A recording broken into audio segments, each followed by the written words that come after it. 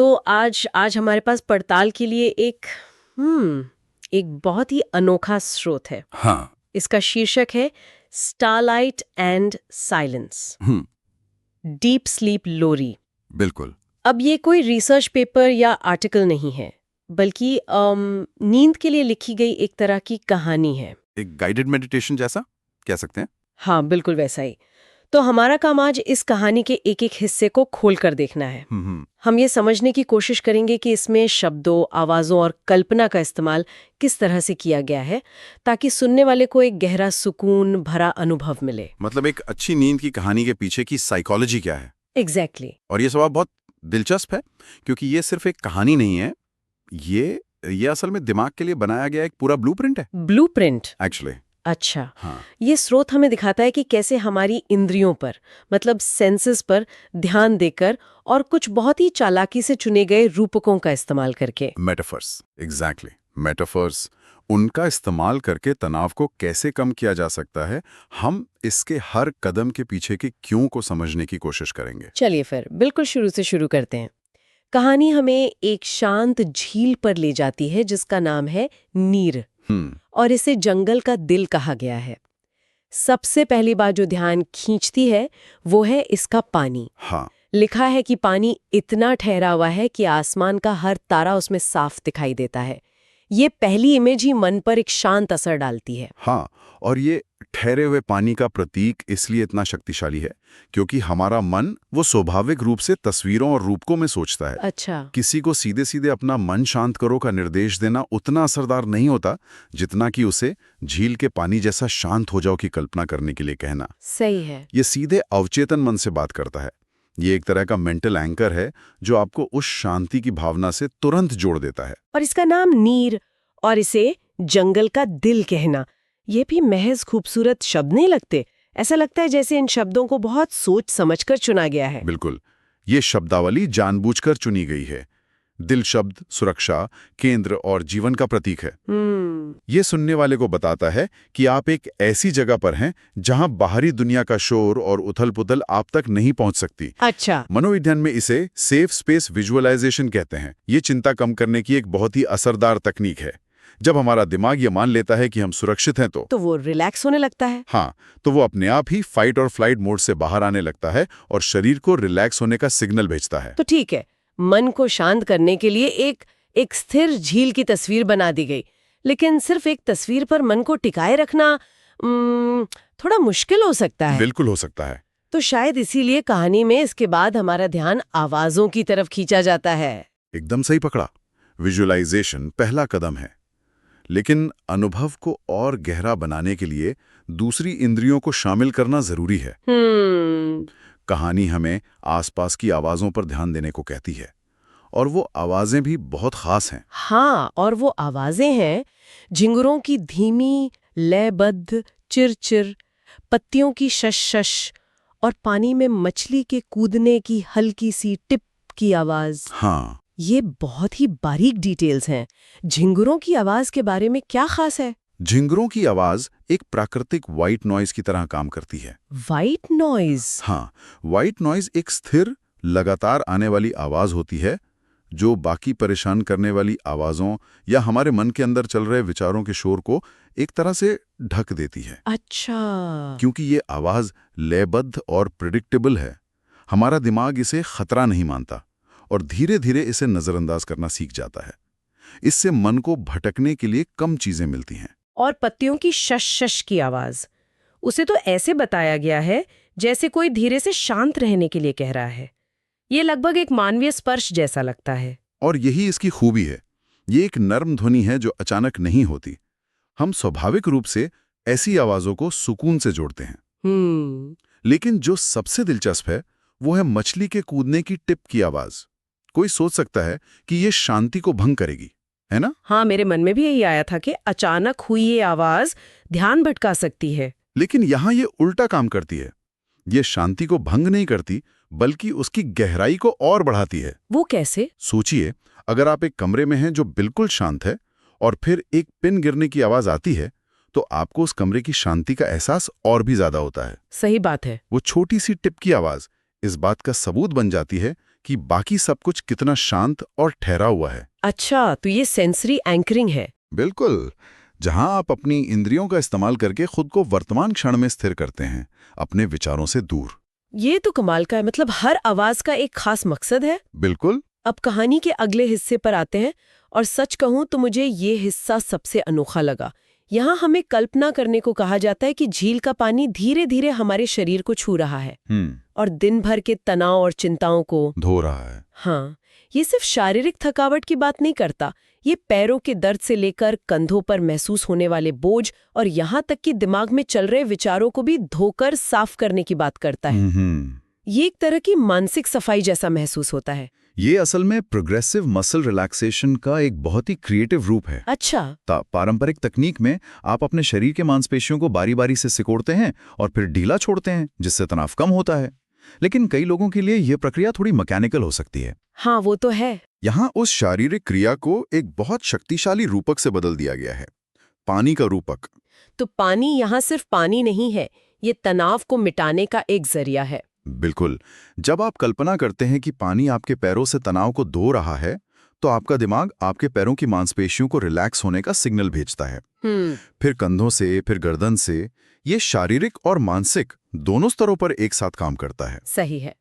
हम अक्सर अपने तनाव को शारीरिक रूप से महसूस करते हैं, कंधों में जकड़न, सिर में भारीपन। हाँ, और ये तकनीक सीधी उन जगहों पर काम करती है, लेकिन एक बहुत ही कोमल तरीके से। और एक और छोटी सी बात, पानी को ठंडा नहीं बल्कि सुकून भरा, आरामदायक बताया गया है। ये छोटा सा डिटेल कितना जरूरी है? ये बहुत ज्यादा जरूरी है। एक बहुत ही महत्वपूर्ण मनोवैज्ञानिक बारीकी है। अच्छा? अगर पानी ठंडा होता तो शरीर की पहली प्रतिक्रिया होती चौंकना, सिकुड़ना। ये एक तरह का झटका होता जो हमारे नर्वस सिस्टम को आराम देने के बजाय सतर्क कर देता। सुकून भरा, आरामदायक पानी का विचार यह सुनिश्चित करता है कि शरीर इस काल्पनिक स्पर्श को एक सुखद और सुरक्षित अनुभव के रूप में ले। हर शब्द बहुत ध्यान से चुना गया है। इसके बाद की कल्पना भी बहुत शक्तिशाली है। कहानी कहती है कि अब आप उस पानी में तैर रहे हैं और आपका शरीर हल्का महसूस हो रहा है, जैसे आप तारों के बीच झूल रहे हों। ये गुरुत्वाकर्षण से, दिन प्रतिदिन के बोझ से पूरी तरह आजाद होने का एहसास है। हाँ, ये अलगाव या डिसोसिएशन की एक बहुत ही सकारात्मक भावना पैदा करता है। डिसोसिएशन? हाँ, जब आप कल्पना करते हैं कि आप तैर रहे हैं या झूल रहे हैं, तो आप शारीरिक रूप से अपने बिस्तर पर होते हुए भी मानसिक रूप से अपनी समस्याओं के वजन से दूर हो जाते हैं। अच्छा। ये एक बहुत ही आजाद करने वाला अनुभव हो सकता है। ये एक तरह से दिमाग को ये कहने का तरीका है कि अभी के लिए तुम्हें इन समस्याओं को ढोने की जरूरत नहीं है। तो अब तक हम एक शांत जगह की कल्पना कर चुके हैं, सुकून देने वाली आवाजें सुन चुके हैं और अपने शरीर के तनाव को पानी से धुलता हुआ महसूस कर चुके हैं। अब कहानी अपने अंतिम चरण में पहुंचती है। यहाँ एक उल्लू की हू की आवाज का जिक्र है। ये थोड़ा अजीब है। कुछ लोगों को उल्लू की आवाज डरावनी भी लग सकती है। हाँ, लग सकती है। यहाँ इसे आराम देने के लिए क्यों इस्तेमाल किया गया? ये एक बहुत अच्छा सवाल है और इसका जवाब इस बात में है कि हमारा दिमाग संकेतों पर कैसे काम करता है। उल्लू एक रात का प्राणी है। उसकी आवाज रात के गहरे होने का एक प्राकृतिक संकेत है। ये एक तरह का मनोवैज्ञानिक ट्रिगर है जो हमारे दिमाग को बताता है कि दिन खत्म हो गया है, अब आराम करने का समय है। अच्छा, जैसे चांद को देखना? बिल्कुल। यह हमें याद दिलाता है कि हम प्रकृति के चक्र का हिस्सा हैं और ये सोने का समय है। मतलब ये एक तरह का नेचुरल अलार्म क्लॉक है, लेकिन सोने के लिए कह सकते हैं। और इसके ठीक बाद सांस लेने का एक खास व्यायाम बताया गया है। 4 तक गिनते हुए सांस अंदर लेना और 8 तक गिनते हुए सांस बाहर छोड़ना। हाँ, 4-8 ब्रीदिंग। मैं हमेशा सुनती हूँ कि सांस बाहर छोड़ने पर ज्यादा ध्यान देना चाहिए, लेकिन क्यों? इस 4 और 8 के अनुपात में ऐसा क्या खास है? इसके पीछे पक्का विज्ञान है। सांस छोड़ने की प्रक्रिया को सांस लेने की प्रक्रिया से लंबा रखने की यह तकनीक, ये सीधे हमारे पैरासिम्पैथेटिक नर्वस सिस्टम को सक्रिय करती है। अच्छा। ये हमारे शरीर का रेस्ट एंड डाइजेस्ट यानी आराम करो और पचाओ वाला सिस्टम है। इसे आप अपनी कार के ब्रेक की तरह समझ सकते हैं। ब्रेक की तरह? हाँ, हमारा सिंपैथेटिक नर्वस सिस्टम एक्सेलरेटर है।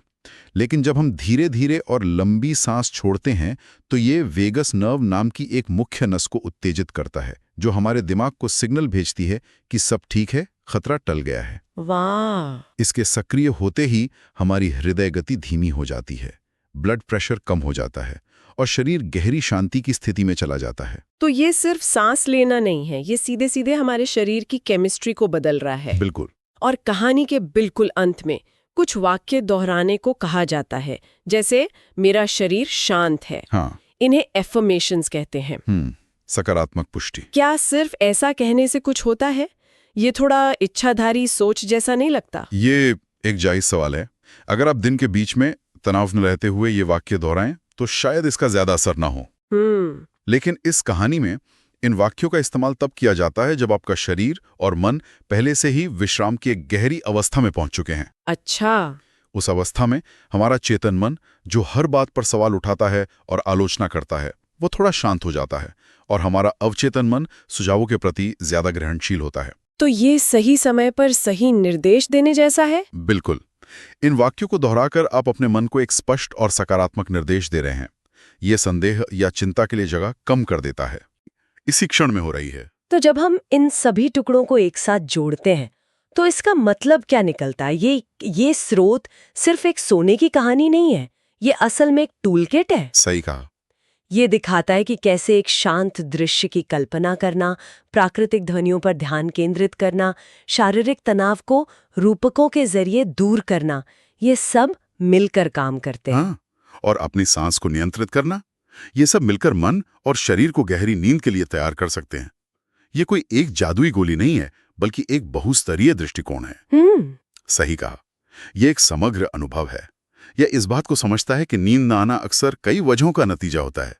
एक भागता हुआ मन, एक तनाव में जकड़ा हुआ शरीर, उथली और तेज सांसें। बिल्कुल। ये कहानी इन सभी वजहों पर एक एक करके बहुत धीरे से काम करती है। ये पूरी प्रक्रिया हमें सिखाती है कि शांति कोई ऐसी चीज नहीं है जो बस अचानक हो जाती है, बल्कि उसे बनाया जा सकता है। हाँ, उसे सचेत रूप से कदम दर कदम बनाया जा सकता है। जो बात मुझे सबसे ज्यादा प्रभावित करती है वो है इसकी कोमलता। इसमें कुछ भी जबरदस्ती नहीं है। ये कहीं भी सोने की कोशिश करो नहीं कहता, बल्कि ये एक ऐसा माहौल बनाता है जिसमें नींद स्वाभाविक रूप से आ सकती है। ये एक निमंत्रण है, कोई आदेश नहीं। और ये एक बहुत ही महत्वपूर्ण अवलोकन है, क्योंकि नींद के मामले में कोशिश करना अक्सर उल्टा असर करता है। हाँ, बिल्कुल। आप जितना ज्यादा सोने की कोशिश करते हैं, आपका मन उतना ही ज्यादा सक्रिय और चिंतित हो जाता है। ये दृष्टिकोण कोशिश को होने देने से बदल देता है। ये ठीक वैसा ही है जैसे आप किसी छोटे बच्चे को सुला रहे हो। आप उस पर चिल्लाते नहीं हैं कि सो जाओ। आप एक शांत माहौल बनाते हैं और एक लोरी गाते हैं। बिल्कुल। ये कहानी वयस्कों के लिए वही काम कर रही है। ये आपको प्रक्रिया में डुबो देती है, परिणाम पर ध्यान केंद्रित करने के बजाय। और जब आप प्रक्रिया पर ध्यान देते हैं तो परिणाम यानी नींद अपने आप आ जाती है। तो यहाँ हमारे श्रोताओं के लिए सोचने के लिए एक विचार है। इस स्रोत में अंतिम लक्ष्य तो गहरी नींद पाना है, लेकिन मान लीजिए कि कोई इस पूरी प्रक्रिया का पालन करता है और उसे फिर भी नींद नहीं आती।